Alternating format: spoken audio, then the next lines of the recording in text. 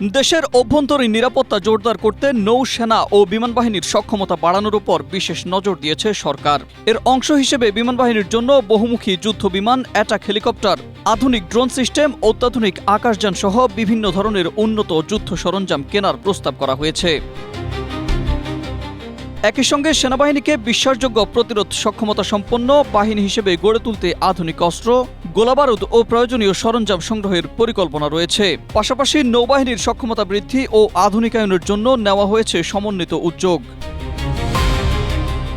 এই পরিকল্পনা বাস্তবায়নের জন্য 2026-27 অর্থ বছরের বাজেটে অর্থ মন্ত্রণালয়ের কাছে প্রায় 27,000 কোটি টাকা বরাদ্দের সুপারিশ করে প্রস্তাব করেছে প্রতিরক্ষা মন্ত্রণালয়। দৈনিক সমকালের এক প্রতিবেদনে উঠে আসে এমন তথ্য। স্ট্রবেরি সুপার ডটেড ও ক্লাসিক ভ্যারিয়েন্টে সেন্সেশন জাগুক শিহরণ।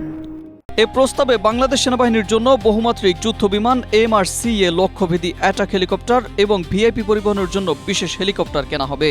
পাশাপাশি আধুনিক ড্রোন, UAV, অ্যান্টি ড্রোন প্রযুক্তি, দূরপাল্লার রাডার সহ অন্যান্য উন্নত সরঞ্জাম অন্তর্ভুক্ত করা হয়েছে।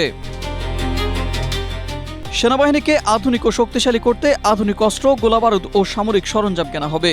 এছাড়া প্রতিরক্ষা শিল্প গড়ে তুলতে 1,547 কোটি টাকা বরাদ্দের প্রস্তাব করা হয়েছে। এছাড়াও দেশের আমদানি রপ্তানি ব্যাপকভাবে সমুদ্রপথ নির্ভর হওয়ায় দেশীয় জাহাজ নির্মাণ শিল্পকে কাজে লাগিয়ে 4টি বড় টহল জাহাজ নির্মাণের পরিকল্পনা করা হয়েছে এবং সাবমেরিন ঘাঁটি পেকুয়ার জন্য একটি কাটার সাকশন ড্রেজার, 4টি ভিসেট, একটি প্রশিক্ষণ সিমুলেটর সহ অনেক কিছু কেনাকাটার পরিকল্পনা করা হয়েছে। সামরিক বিশ্লেষকদের মতে এ পরিকল্পনা পরিবর্তিত ভূরাজনৈতিক প্রেক্ষাপট এবং ভারত মহাসাগর ও বঙ্গোপসাগরে ক্রমবর্ধমান পরাশক্তিগুলোর প্রভাব মোকাবেলায় বাংলাদেশের প্রতিরক্ষা খাতে গুরুত্বপূর্ণ ভূমিকা রাখবে। Ahmed Imtiaz, Asia post.